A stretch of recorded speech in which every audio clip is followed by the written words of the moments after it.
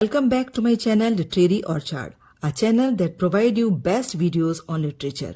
And today's video is about why 15th century is called the Barren Age, and then about the turning point of English literature from Barren Age to the revival age of Renaissance and Elizabethan Age.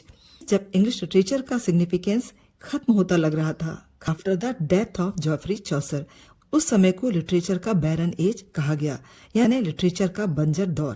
के बाद ही आता है समय revival का। It means the age of reawakening that came after the dawn of renaissance and Elizabethan age. इस video को हम 3 part में देखेंगे जो कि इक्वली सिग्निफिकेंट है, तो कोई भी पार्ट इसका स्किप मत करिएगा।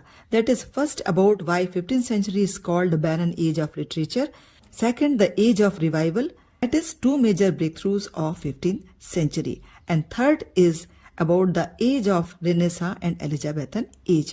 Third part of the video that is about the Renaissance and Elizabethan age, जिसको हम नेक्स्ट वीडियो में देखेंगे। So let's start with the first part of the video, why the 15th century is called barren age, यानी literature का barren age क्यों कहा, यानी कि बंजर दौर। The time of political instability, इस दौर में लिटरेचर राइटिंग धीमी या खत्म होने का सबसे बड़ा रीजन था पॉलिटिकल डिस्टर्बेंस। देश में जब पॉलिटिकल डिस्टर्बेंस चल रहा हो, ऐसी कंडीशन में आर्ट और लिटरेचर जैसी चीजों का डेवलपमेंट स्लो हो जाता है।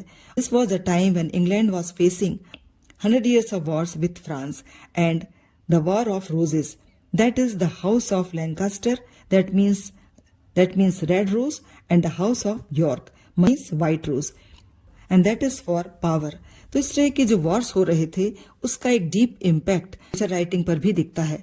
If we talk about the followers of Chaucer, जैसा कि हमने पहले की वीडियो में देखा है, Chaucer has brought the naturality and originality in his writing, मतलब जो मौलिकता उनकी राइटिंग पर दिखती थी वो उनके आगे आने वाले फॉलोअर्स में देवर, Thomas Hoccleve, John Lydgate, Alexander Barclay, they imitated Chaucer but lost the originality, मतलब जो मौलिकता चौसर की राइटिंग में दिखती थी वो इनकी राइटिंग में नहीं मिल रही थी।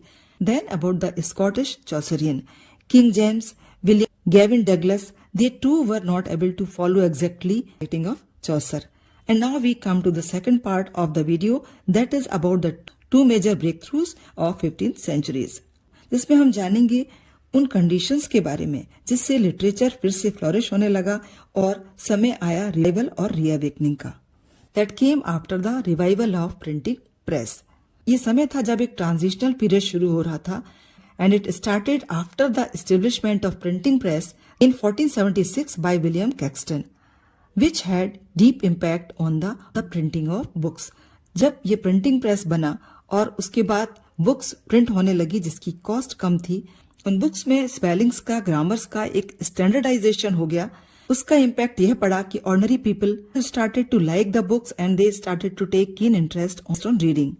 And then about big change that was introduced by sir Thomas Morley, and that came after his writing of prose. This was the time in 1485. Lee Mounted the author, King Arthur and his Knights आने के बाद English का first pros इसे माना गया है और इसके बाद ही इंग्लिश प्रोज की शुरुआत हुई। तो इस तरह से यह था transitional period that led to progress of literature and art. तो आपको यह वीडियो यदि यूजफुल लगी है तो कमेंट अवश्य करिए कि मैं आपको बहुत सारी छोटी जो आपकी कॉम्पिटिटिव एग्जाम के लिए आपको बहुत अच्छी तरह से एक प्रिपरेशन देंगी। So don't skip the next video, the age of revival and reawakening.